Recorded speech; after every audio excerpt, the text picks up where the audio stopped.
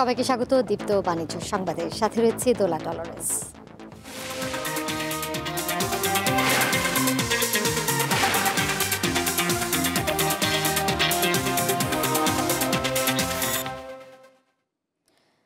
নিরাপদ খাদ্য নিয়ে চরম সংকটে ভোক্তারা। দেশে দীর্ঘদিনের এই সমস্যায় নতুন যুক্ত হয়েছে রং মেশানো মথ ডাল।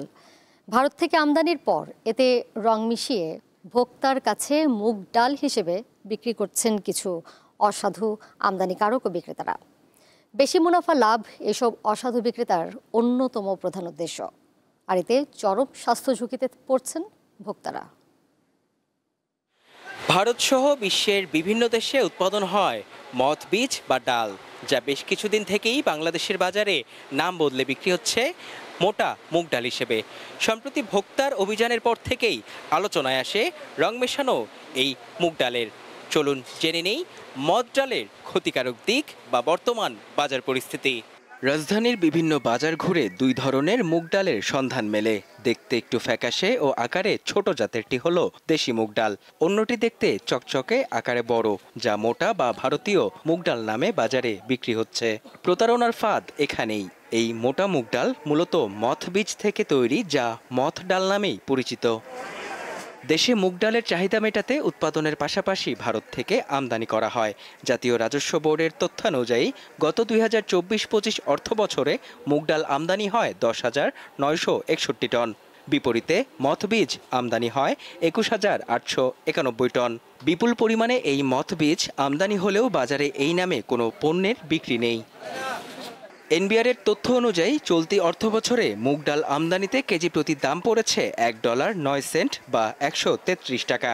মথ ডাল আমদানি হয় কেজি প্রতি 85 সেন্ট বা 104 টাকায়। অর্থাৎ মুগ ডালের চেয়ে মথ ডাল আমদানিতে কেজিতে 29 টাকা কম পড়ছে। বাজারে বিক্রেতাদের সঙ্গে কথা বলে জানা যায়, মূলত আমদানিকারকরাই মথ ডালে রং মিশিয়ে মুগ ডাল নামে প্রতারণা করছে।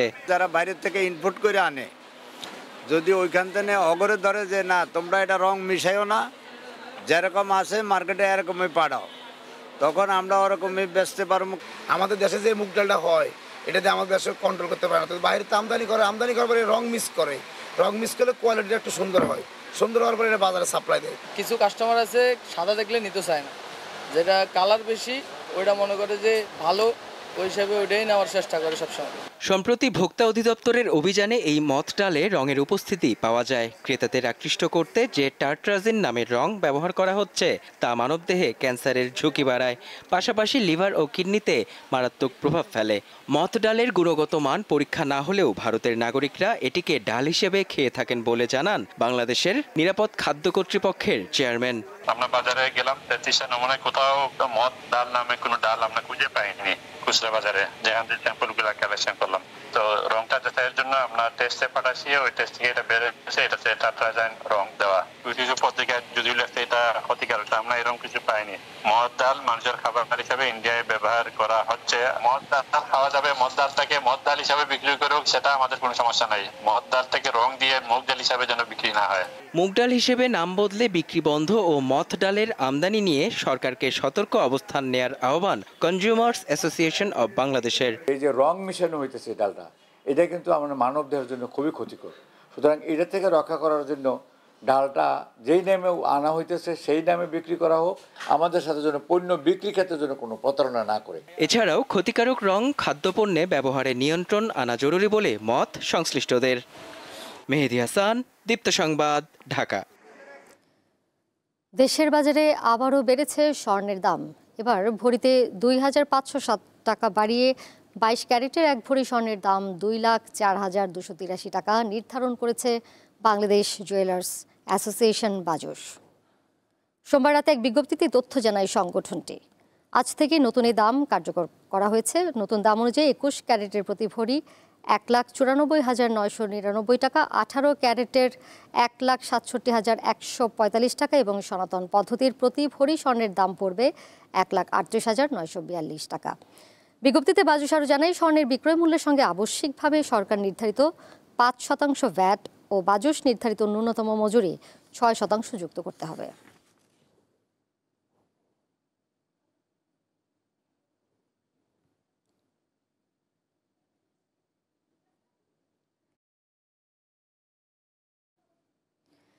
গৃহায়ন ও গণপূর্ত মন্ত্রণালয় এবং মন্ত্রণালয়ের অধীনে থাকা বিভিন্ন কর্তৃপক্ষের উন্নয়ন করা আবাসিক প্লট বা অ্যাপার্টমেন্ট হস্তান্তর ও এর বিপরীতে ঋণ নিতে কোনো কর্তৃপক্ষের অনুমতি লাগবে না।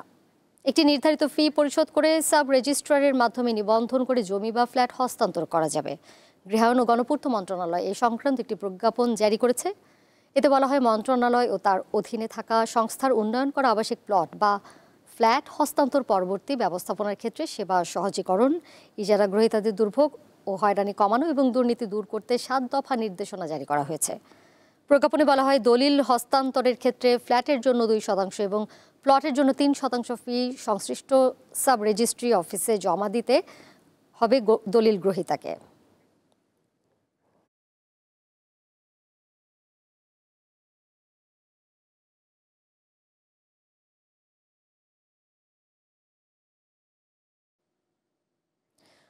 সপ্তাহের তৃতীয় কার্যদিবসে চাঙ্গাভাবের মধ্য দিয়ে চলছে ঢাকা স্টক এক্সচেঞ্জের লেনদেন। এখন পর্যন্ত বেড়েছে বেশিরভাগ প্রতিষ্ঠানের শেয়ার দর। এ বিষয়ে জানাতে সরাসরি যুক্ত রয়েছেন সহকর্মী শাহরিয়ার ইমন।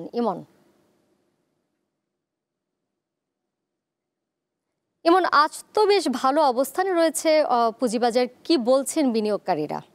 দোলা, আজ সপ্তাহের তৃতীয় কার্যদিবসের লেনদেন চলছে দেশের প্রধান পুঁজিবাজার ঢাকা স্টক এক্সচেঞ্জে। আমরা যেটি দেখছি যে আজকে আপনার সূচক লেনদেন সহ সার্বিক অবস্থায় খানিকটা আপনার ঊর্ধ্বগতি বিরাজ করছে। যদিও এখানে বলে রাখা ভালো যে গত দুদিন কিন্তু আপনার প্রথম এবং দ্বিতীয় কার্যদিবসে কিন্তু আপনার বেশ খানিকটা আপনার নেতিবাচক ধারা দেখা গেছে দেশের প্রধান পুঁজিবাজার ঢাকা স্টক এক্সচেঞ্জে। তো এখানে আপনার দুটো বিষয় ছিল, সেটি হচ্ছে যে প্রথমত আপনার যে মার্জ হতে যাওয়া 5টি ব্যাংক, সেই 5টি ব্যাংকের শেয়ার কিন্তু আপনার শেয়ার বাজারে তাদের যেহেতু ভ্যালু শূন্য করে দেওয়া হয়েছে, সেটি একটি ইস্যু আছে, এবং একই সাথে আপনার যে নতুন আপনার মার্জিন যে বিধিমালা সেটি প্রণয়ন করা হয়েছে। দুটো ইস্যু আছে এখানে বাজারে। তবে এই দুটো ইস্যুর প্রভাবে বাজারে কি অবস্থা দাঁড়াচ্ছে সেই বিষয়টি জানতে আমাদের সাথে এই মুহূর্তে যোগ দিচ্ছেন লঙ্কা বাংলা সিকিউরিটিজের ম্যানেজার জনাব আসিফ মোহাম্মদ ইশতিয়াক ভাই। আমরা তার কাছে বিস্তারিত জেনে আসবো। জনাব আসিফ মোহাম্মদ ইশতিয়াক ভাই, আপনাকে স্বাগত জানাচ্ছি দীপ্ত টিভির বিজনেস আয়োজনে। আপনার কাছে আমরা যেটি জানতে চাই সেটি হচ্ছে যে বাজারে আসলে যে আপনার এই 5 ব্যাংক মার্জ হতে যাওয়ার কি কোনো প্রভাব পড়ছে, বা সেই প্রভাবটি কি অবস্থা? আমরা দেখছি কিন্তু আজকে বাজারে বেশ ইতিবাচক ধারা। ধন্যবাদ আপনাকে। আসলে এই 5 ব্যাংকের যে মার্জারের কারণে আসলে ব্যাংকের শেয়ার কিন্তু আসলে জিরো ভ্যালু হয়ে গিয়েছে। তো এটা আসলে ওয়ান অফ দ্য রিজনস যে মার্কেটে একটা এই মুহূর্তে কিন্তু একটা কনফিউশন বা একটা ভলাটিলিটি তৈরি হচ্ছে। তার পাশাপাশি কিন্তু মার্জিন রুলস সেটাও কিন্তু গ্যাজেট হয়ে গেছে। তো আপনার যে প্রশ্ন, going back to year question, যে মার্জারের ইস্যুতে মার্কেটে একটা ভলাটিলিটি তৈরি হচ্ছে, কিন্তু অ্যাজ আ ফাইন্যান্স স্টুডেন্ট আপনি যদি আমাকে ফাইন্যান্স লাইনে যদি অ্যান্সার দিতে বলেন, তাহলে কিন্তু যে পদক্ষেপটা নেওয়া হয়েছে সেটা কিন্তু ফাইন্যান্স রুলসের বাইরে কিন্তু পদক্ষেপ নেওয়া হয়নি। কারণ আপনি চিন্তা করেন, আমি যখন একটা কোম্পানির শেয়ার কিনবো, আমি কিন্তু সেই কোম্পানির মালিক। আমার কাছে একটা শেয়ার থাকুক বা 1 লাখ শেয়ার থাকুক, আমি কিন্তু কোম্পানির মালিক। সো আমি যখন একটা কোম্পানির মালিক হব, ওই কোম্পানির ভিতরে যদি কিছু না থাকে, বরঞ্চ আমার কাছ থেকে গ্রাহকরা উল্টা টাকা পায়, তো সেইখানে আমি কিভাবে কিছু টাকা আমি পাবো? তো এটা কিন্তু ইট গোজ এগেনস্ট দ্য রুলস।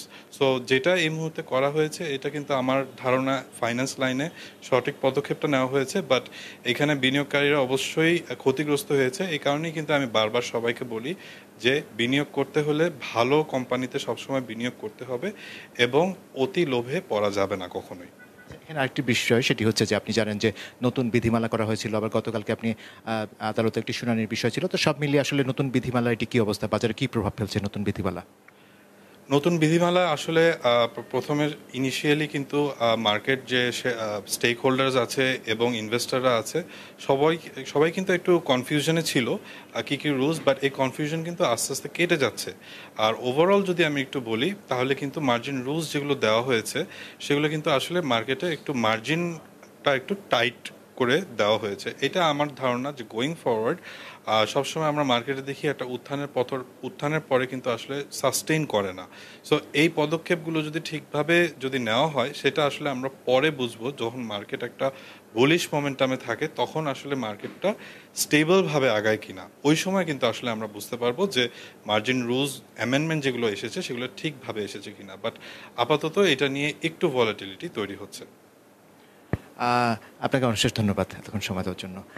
দোলা, আসলে যেমনটি শুনছিলেন, সপ্তাহের তৃতীয় কার্যদিবসের লেনদেন চলছে দেশের প্রধান পুঁজিবাজার ঢাকা স্টক এক্সচেঞ্জে। আমরা যেটি দেখছিলাম যে প্রথম 3 ঘন্টার পর আসলে সূচক প্রায় 30 পয়েন্ট বেড়ে আপনার মোট সূচক অবস্থান করছে 4,891 পয়েন্টে। এছাড়া আমরা দেখছি যে লেনদেন হওয়া বেশিরভাগ কোম্পানির শেয়ার দর বেড়েছে, যদিও আপনার ট্রেড ভলিউম সেটি দেখছিলাম যে প্রায় 200 কোটি টাকার আশপাশে কিন্তু আপনার ঘুরপাক খাচ্ছে। তো এই হচ্ছে মোটামুটি অবস্থা। আগামী 1.5 ঘন্টা পর বোঝা যাবে দেশের প্রধান পুঁজিবাজার ঢাকা স্টক এক্সচেঞ্জের সূচক লেনদেন সহ সার্বিক পরিস্থিতি কী দাঁড়ায়। তো দোলা, আমার হাতে এখন পর্যন্ত এতটুকু ছিল দেশের পুঁজিবাজার থেকে। আগামী 3 মাসের মধ্যে দেশে ডিজিটাল ব্যাংকিং সেবা চালু করতে চায় বাংলাদেশ ব্যাংক। এর মধ্যে 12টি আবেদন জমা পড়েছে। শেষ পর্যন্ত কয়টি লাইসেন্স দেয়া হবে সেটি নির্ভর করবে আবেদনকারীর সাইবার সিকিউরিটি এবং আর্থিক সক্ষমতা বিবেচনায়। ব্যাংকাররা বলছেন, জালিয়াতি রোধ সহ বিভিন্ন ধরনের সাইবার নিরাপত্তা হুমকি মোকাবেলাই এক্ষেত্রে বড় চ্যালেঞ্জ। চীন, সুইডেন, ভারত, ব্রাজিল, জাপান ও সিঙ্গাপুর সহ বিশ্বের অনেক দেশেই ডিজিটাল ব্যাংক বেশ জনপ্রিয় হলেও বাংলাদেশে এই ধারণা একেবারেই নতুন। তবে এদেশেও ডিজিটাল ব্যাংকের কার্যক্রম শুরু করতে চায় বাংলাদেশ ব্যাংক, যার লাইসেন্স পেতে ইতোমধ্যে আবেদন করেছে 12টি প্রতিষ্ঠান। কিভাবে চলবে ডিজিটাল ব্যাংক তা নিয়ে জনমনে কৌতূহল রয়েছে। ডিজিটাল ব্যাংক মূলত একটি অফিস থেকে পরিচালনা করতে হবে। এরা কেবল ভার্চুয়াল কার্ড ইস্যু করতে পারবে, সেবা দিবে অ্যাপসের মাধ্যমে, থাকবে না কোনো বুথ কিংবা কার্ড। শুধু ছোট ঋণ ইস্যু করতে পারবে ডিজিটাল ব্যাংক। 12টি প্রতিষ্ঠানই কথার কথা সবাইকে আমরা যোগ্য হলো, সবাইকে লাইসেন্স দিলাম। ব্রেক ইভেন পয়েন্টে আসতে যদি 3, 4, 5 বছর লেগে যায় কথার কথা, এই 5 বছর পর্যন্ত আপনি এই ব্যয় নির্বাহ করে এই ব্যবসা কন্টিনিউ করতে পারবেন কিনা এটা তো আমাদের যাচাই করতে হবে। কটেজ, মাইক্রো, স্মল, মিডিয়াম এন্টারপ্রাইজকে টার্গেট করেই এই ডিজিটাল ব্যাংকিং কার্যক্রম পরিচালনা করে। সেখানে ব্যাংকাররা বলছেন, বর্তমানে দেশের প্রায় 50% মানুষ ব্যাংকিং সেবার বাইরে। এ অবস্থায় আনাচে কানাচে ছড়িয়ে থাকা ব্যাংকিং সেবার বাইরে থাকা মানুষকে এর আওতায় আনা সম্ভব হবে। তবে এক্ষেত্রে লেনদেনে অর্থের সুরক্ষায় কেন্দ্রীয় ব্যাংকের নজরদারি জোরদার রাখার পরামর্শ তাদের। এরকম একটা পপুলেশন যেখানে একটা মেজর পার্ট এখন পর্যন্ত শিক্ষিত না, তার উপর ডিজিটালি শিক্ষিত না, পাসওয়ার্ডটা কীভাবে ফিক্স করতে হবে, পাসওয়ার্ডটা যে শেয়ার করা যাবে না, এই পাসওয়ার্ডটা যে সবসময় গোপন রাখতে হবে, এই লিটারেসিগুলো কিন্তু এখন পর্যন্ত আমরা রুট লেভেলে এখন পর্যন্ত দিতে পারিনি। এই জায়গাটাই একটা বিগেস্ট চ্যালেঞ্জ হবে, আর রেসপন্সিবিলিটিটা অ্যাকচুয়ালি এটা সবারই। বাংলাদেশ ব্যাংক 2023 সালের 14 জুন ডিজিটাল ব্যাংকের নীতিমালা করে। নীতিমালা অনুযায়ী ডিজিটাল ব্যাংকের ন্যূনতম পরিশোধিত মূলধন হবে 300 কোটি টাকা। শাহরিয়ার ইমন, দীপ্ত সংবাদ, ঢাকা। রাজধানীর সোহরাওয়ার্দী উদ্যানে স্বাধীনতা স্তম্ভ নির্মাণে সময় বৃদ্ধি সহ 12টি প্রকল্প অনুমোদন দিয়েছে জাতীয় অর্থনৈতিক পরিষদের নির্বাহী কমিটি একনেক। এগুলো বাস্তবায়নে ব্যয় হবে 7,150 কোটি 90 লাখ টাকা। সোমবার শেরেবাংলা নগরের এনইসি সম্মেলন কক্ষে অনুষ্ঠিত বৈঠকে এই অনুমোদন দেওয়া হয়। এতে সভাপতিত্ব করেন প্রধান উপদেষ্টা ডক্টর মোহাম্মদ ইউনূস। পরিকল্পনা কমিশন জানায়, অনুমোদিত প্রকল্পগুলোর পুরো অর্থই সরকারের নিজস্ব তহবিল থেকে ব্যয় হবে। বৈঠকে নতুন 9টি, সংশোধিত 2টি এবং ব্যয় না বাড়িয়ে মেয়াদ বাড়ানোর একটি প্রকল্প অনুমোদন করা হয়েছে। তবে আইন, বিচার ও সংসদ বিষয়ক মন্ত্রণালয়ের ভূমি নিবন্ধন ব্যবস্থাপনা অটোমেশন প্রকল্পটি অনুমোদন না দিয়ে ফেরত পাঠানো হয়েছে।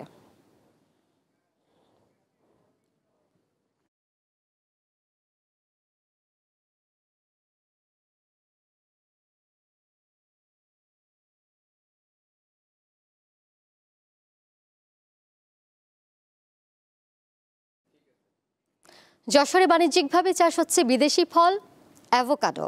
এই ফল চাষ করে সাফল্য পেয়েছেন ঝিকরগাছার এক যুবক। তাকে দেখে আগ্রহী হয়ে উঠছেন অনেকেই। এটি চাষে সব ধরনের সহায়তার আশ্বাস দিয়েছে কৃষি বিভাগ। অ্যাভোকাডো মূলত মেক্সিকান এবং মধ্য আমেরিকার স্থানীয় ফল। এটির খোসা কুমিরের মতো অমসৃণ হওয়ায় এই ফলকে কুমির নাশপাতিও বলে। যশোরের ঝিকরগাছার চাষি সাইফুল ইসলাম 2023 সালে নিজ বাড়ির আঙ্গিনায় পরীক্ষামূলকভাবে 4-5টি অ্যাভোকাডোর চারা রোপণ করেন। প্রায় 2 বছরের মধ্যেই গাছে ফল আসতে শুরু করে। 120 থেকে 40 কেজি ফল হবে। আমি ইতিমধ্যে 40 কেজি ফল বাজারজাত করছি, যার বাজার মূল্য 600 টাকা। আপনারা যারা ভবিষ্যতে চাষ করতে আগ্রহী হন, এই অ্যাভোকাডো চাষ বাণিজ্যিকভাবে সফল হবেন বলে আমি আশা করি। বর্তমানে 1,30,000 টাকা খরচ করে টেকসই কৃষি সম্প্রসারণ প্রকল্পের আওতায় 51 শতক জমিতে অ্যাভোকাডো চাষ শুরু করেছেন সাইফুল। এর মধ্যে 45 কেজি ফল বিক্রি করেছেন তিনি। চলতি বছরেই প্রতি কেজি 600 টাকা দরে আরো 80,000 টাকার ফল বিক্রির আশা তার। আমার এই বছরই প্রথম নতুন ফল হয়েছে। এই বাগানে আমরা আশা করতেছি এবার 120 থেকে 40 কেজি ফল হবে। আমি ইতিমধ্যে 40 কেজি ফল বাজারজাত করছি। যশোরের মাটি ও আবহাওয়া অ্যাভোকাডো চাষের উপযোগী, তাই বিদেশি এই ফল চাষে কৃষকদের সঠিক পরিচর্যা ও প্রশিক্ষণ দেওয়ার কথা জানিয়েছেন কৃষি কর্মকর্তা।